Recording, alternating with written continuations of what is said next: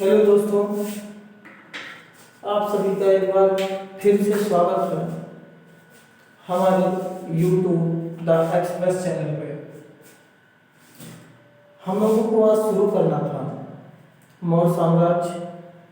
पिछली कक्षा में हम लोगों ने पढ़ा था बौद्ध धर्म, जैन धर्म, यह कंप्लीट हो गया था। तो इसके आगे हम लोगों को देखना है मौर्य साम्राज्य। तो ये जो है मौर्य साम्राज्य देखना है और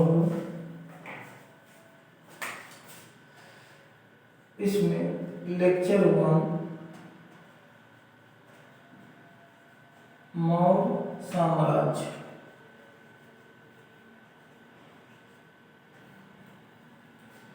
लेक्चर 1 मौर्य साम्राज्य। टाइम पीरियड है इसका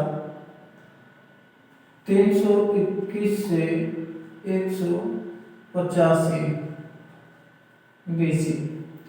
तो ये हम लोगों को पढ़ना है मौर्य साम्राज्य 321 से 185 BC। और अगर किसी ने मेरे YouTube चैनल को सब्सक्राइब नहीं किया है तो प्लीज़ शेयर सब्सक्राइब कर दीजिए ताकि वीडियो जब भी डले नोटिफिकेशन पहुंचा करे। तो अब इसमें हमको देखना है कि सबसे पहले तो किसी भी इतिहास में किसी भी चीज़ का जब हम अध्ययन करते हैं तो स्रोत देखते हैं कि ये चीज़ यहाँ इसका कहाँ कहाँ स्रोत मिला, जिससे जानकारी मिले कि हाँ मौर्य साम्राज्य भी कोई साम्राज्य था।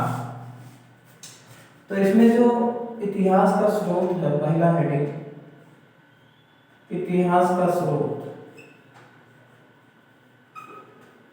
इतिहास का स्रोत। तो इसमें जो है 2 टाइप आ जाएंगे। एक तो साहित्यिक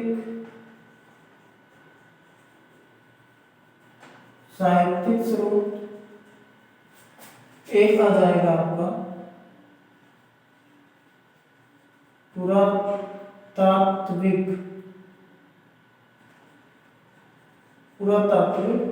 स्रोत।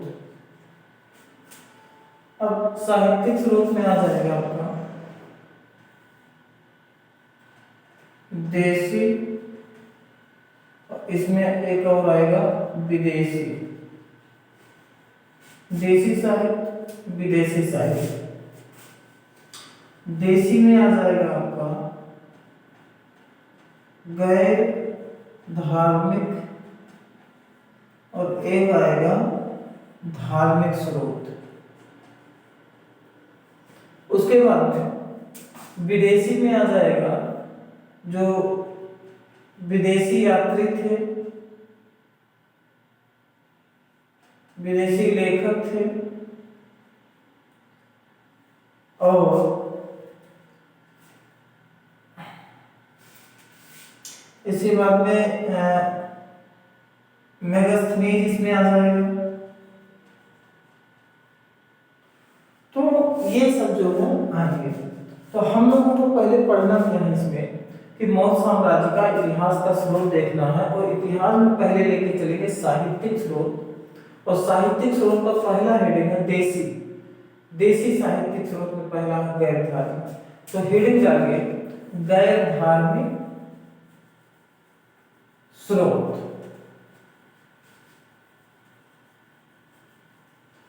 हेडिंग डालिए गैर धार्मिक स्रोत।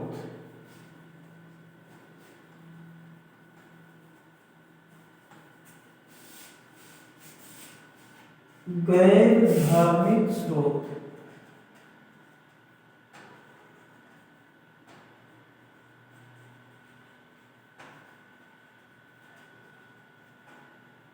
गैर धार्मिक स्रोत में पहला है, गैर धार्मिक स्रोत का जो पहला है वो है अर्थशास्त्र। गैर धार्मिक स्रोत में पहला है अर्थशास्त्र। अब इसमें लिखिएगा कि इसकी रचना कौटिल्य, विष्णुगुप्त, इसकी रचना कौटिल्य, चाणक्य, विष्णुगुप्त ने की थी। अब चाणक्य, विष्णुगुप्त, कौटिल्य एक ही आदमी का नाम है, ये नाम अलग अलग है पर एक ही आदमी का है। तो इसकी रचना विष्णुगुप्त, चाणक्य, कौटिल्य ने की थी। यह संस्कृत भाषा में है, संस्कृत साहित्य है, यह संस्कृत साहित्य है।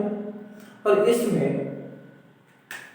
इसमें जो है 15 अधिकरण, 15 अधिकरण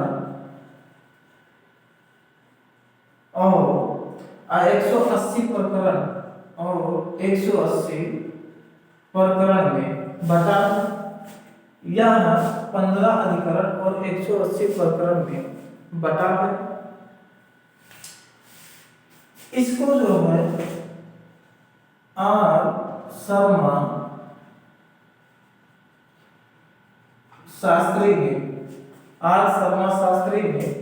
1905 में मैसूर से प्राप्त किया था, मैसूर से प्राप्त किया था। अब जो है इसी में लिखिएगा कि अर्थशास्त्र का मूल विषय, अर्थशास्त्र का मूल विषय राजनीति है, अर्थशास्त्र का मूल विषय राजनीति है।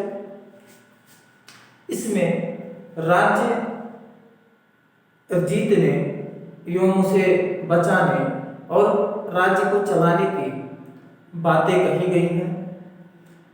राज्य के लिए इसमें सप्तांग, राज्य के लिए सप्तांग मतलब साप्तांग सिद्धांत के तहत 7 तत्व बताए गए हैं। राज्य के लिए सप्तांग सिद्धांत के तहत 7 तत्व बताए गए हैं जो निम्न हैं और एक राज्य के लिए आवश्यक भी है। तो पहला क्या है? पहला है स्वामी, स्वामी मतलब राजा। दूसरा है अमात्य, दूसरा है अमात्य, ये हो जाएगा मंत्री या उच्चाधिकारी। उसके बाद में जनपद, ये हो गया जिला। जनपद के बाद में कोष मतलब खजाना या धन। उसके बाद में आता है बल, बल आता है ये आपका सेना। और फिर आता है मित्र, मित्र आपका आ जाता है सहयोगी। और मित्र के बाद एक आ जाता है आपका दुर्ग, दुर्ग मतलब किला। तो अर्थशास्त्र में चाणक्य ने बताया कि किसी भी राज्य के लिए जो सप्तांग सिद्धांत होना चाहिए और उस राज्य में 7 चीजें तो आवश्यक हैं। बिना इन 7 चीजों के कोई राज्य का निर्माण हो ही नहीं सकता। जैसे स्वामी राजा होना चाहिए, अमात्य मतलब मंत्री उच्चाधिकारी होना चाहिए, जनपद, जनपद मतलब जिला, कोष मतलब खजाना होना चाहिए, बल मतलब सेना भी होना चाहिए, और मित्र मतलब सहयोगी, और दुर्ग मतलब किला भी होना चाहिए। तो ये तो हो गया अर्थशास्त्र के बारे में। अब दूसरा हेडिंग है, दूसरा हेडिंग है, दूसरा हेडिंग है मुद्रा राजस्व। मुद्रा, अब इसमें लिखिएगा कि विशाख दत्त लिखित गुप्तकालीन रचना, विशाख दत्त लिखित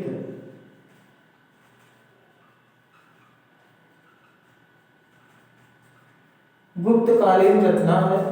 इसमें चंद्रगुप्त और चाणक्य की कहानी है, चाणक्य की कहानी है मुद्रा राजस्व। अब इसके बाद तीसरा हम देखते हैं 10 कुमार चरित्र। 10 कुमार चरित्र। 10 कुमार चरित्र है यह दंडिल की रचना है। 10 कुमार चरित्र जो है यह दंडिल की रचना है।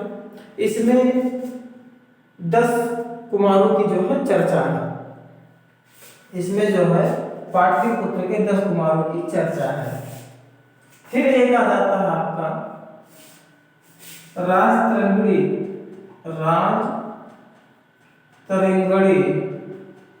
राजतरंगड़ी राजतरंगड़ी है।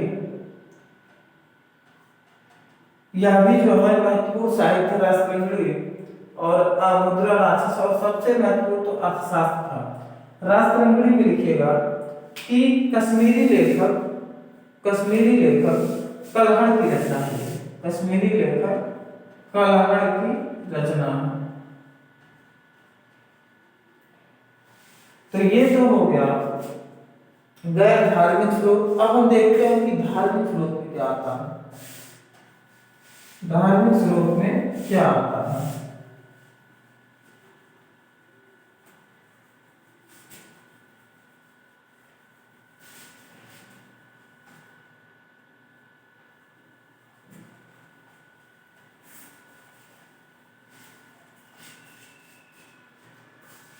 अब देसी साहित्य में धार्मिक स्रोत की बात करें तो धार्मिक स्रोत में अगर हम बात करें तो बौद्ध साहित्य हो गया, उसके बाद में ब्राह्मण साहित्य हो गया, जैन साहित्य हो गया। तो ब्राह्मण साहित्य में अगर देखें तो उसमें चर्चा मिलती है कि मौर्य शूद्र थे। ब्राह्मण साहित्य में जो धर्म सूत्र है और पुराण है, इन सब में चर्चा मिलती है कि मौर्य शूद्र थे। ये तो ब्राह्मण साहित्य की बात हो गई। अगर हम बात करें बौद्ध साहित्य में तो इसमें भी जो है कथावत और मिलिंद पुनः साहित्य मिलता है।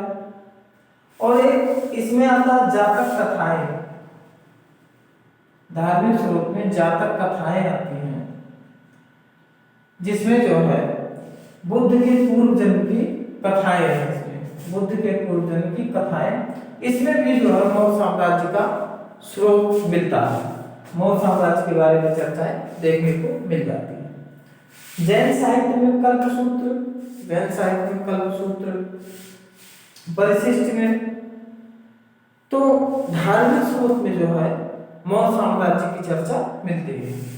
अब हम आ जाते हैं विदेशी साहित्य पे। हेडिंग डाल लीजिए विदेशी साहित्य। विदेशी साहित्य में हम देखेंगे विदेशी साहित्य में हम देखते हैं कि जो है विदेशी विवरण। अब इसमें जो है सिकंदर के समकालीन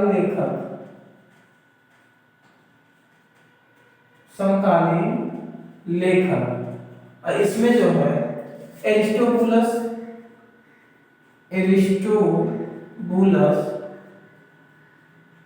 उसके बाद में निर्याकस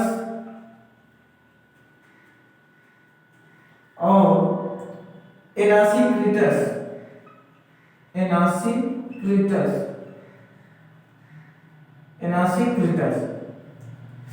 तो विदेशी विवरण की बात करें साहित्य की तो सिकंदर के समकालीन जो लेखक थे एरिस्टोबुलस, निर्याकस और एनासीक्रिटस, इन्होंने भी अपने जो किताबों में वर्णन किया है मौर्य साम्राज्य के बारे में चर्चा की है। फिर हम देखते हैं मेगास्थनीज की इंडिका। मेगास्थनीज की इंडिका की चर्चा होती है। उसके बाद में मौर्योत्तरकालीन लेखक, मौर्योत्तरकालीन लेखक, इसमें है जो है आ जाते हैं आपके प्लिनी, ये भी लेखक है। स्ट्रैबो, स्ट्रैबो ये भी है। प्लूटार्क है, प्लूटार्क हो गया, जस्टिन हो गया, आदि।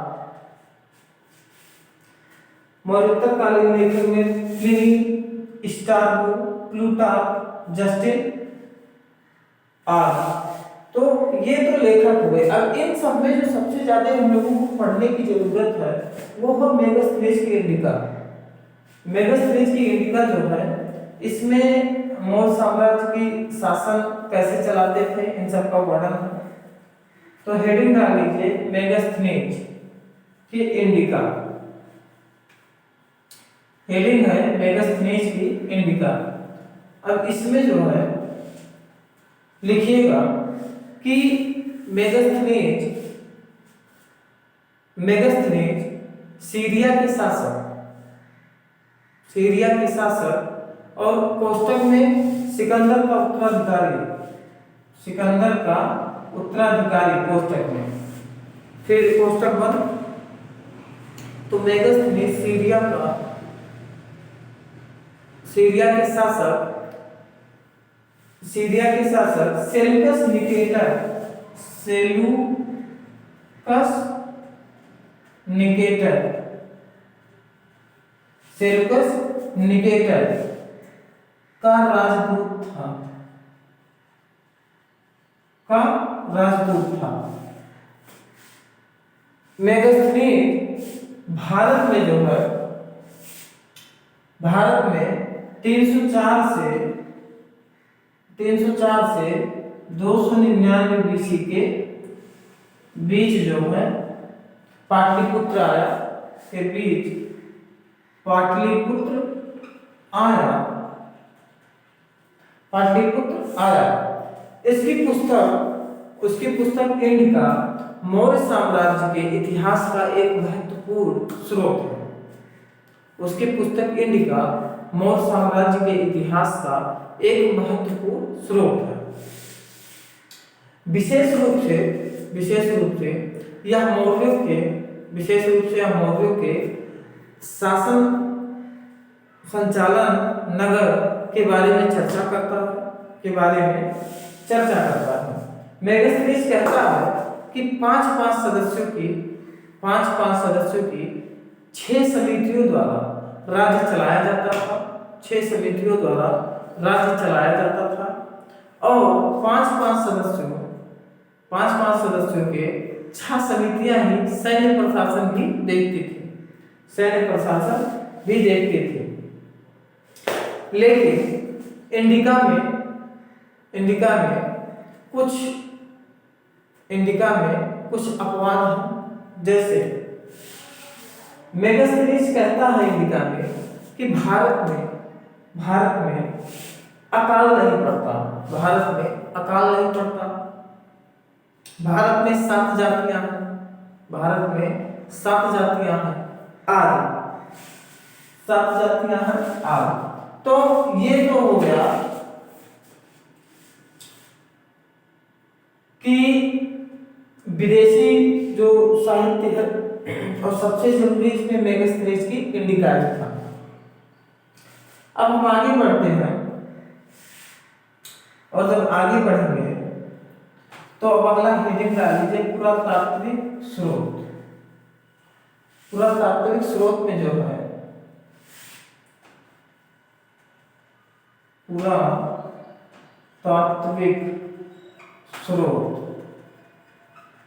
पुरातात्विक स्रोत में जो है ये, अब इसमें पहला हेडिंग है अशोक के पूर्व अभिलेख, अशोक के पूर्व अभिलेख।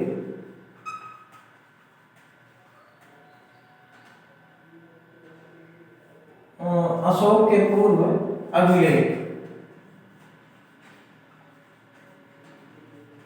तो हम पहले ये जानते हैं कि अभिलेख क्या होता है।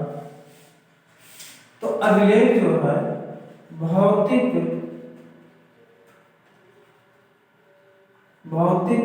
वस्तुओं पर लेख। अभिलेख क्या है? भौतिक वस्तुओं पर लेख। अब भौतिक वस्तु पर लेख किन किन भौतिक वस्तुओं पे? जैसे पहाड़ी पर, जैसे पहाड़ी पर, उसके बाद में स्तंभ पर, फिर जो है आ जाता है कलश पर, और फिर आ जाता है ताम्र पत्र पे। तो अगर कोई बोले कि अभिलेख क्या है, तो अभिलेख भौतिक वस्तुओं पर लिखा जाता है।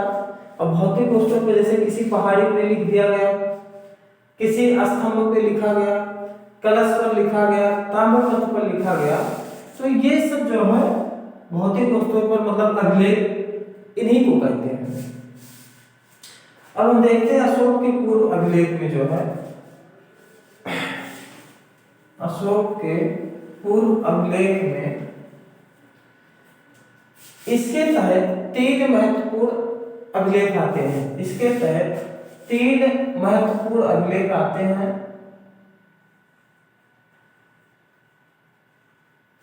और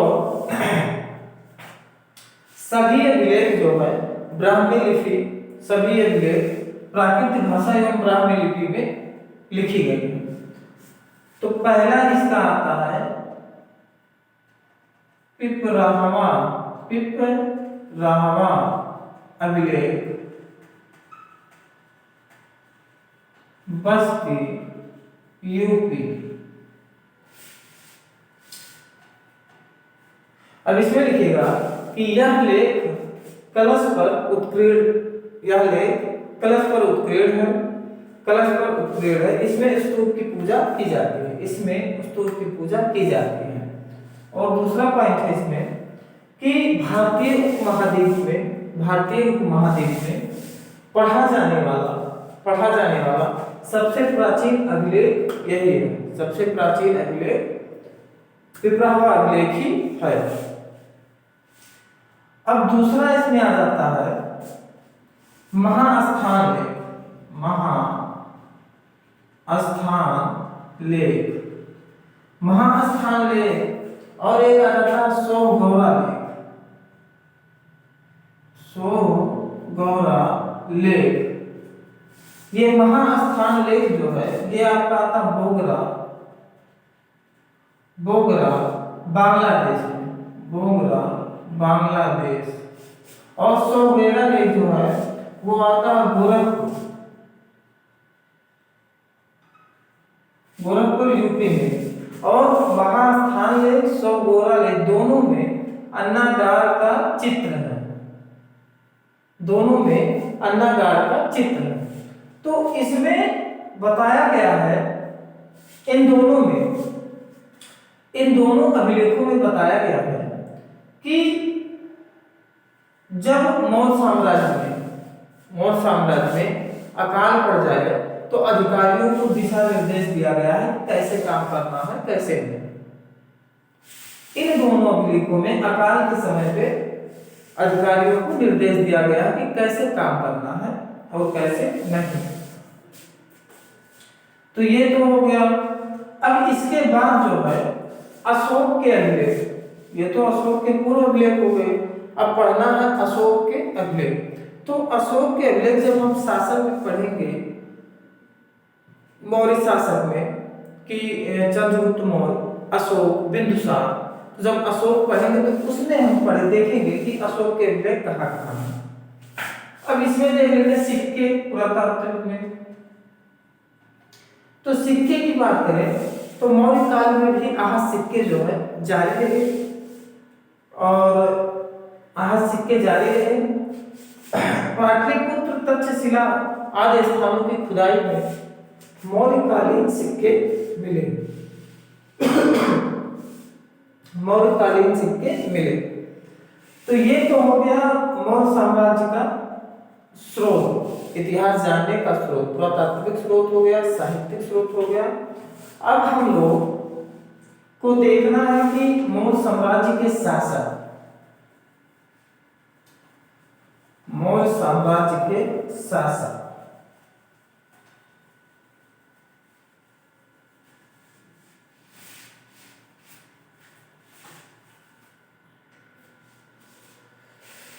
हेडिंग है मौर्य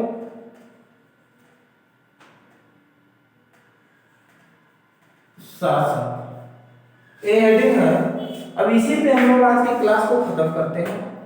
कल जब हम अगली क्लास में देखेंगे तो मौर्य साम्राज्य से ही, मौर्य साम्राज्य के शासक से ही स्टार्ट करेंगे।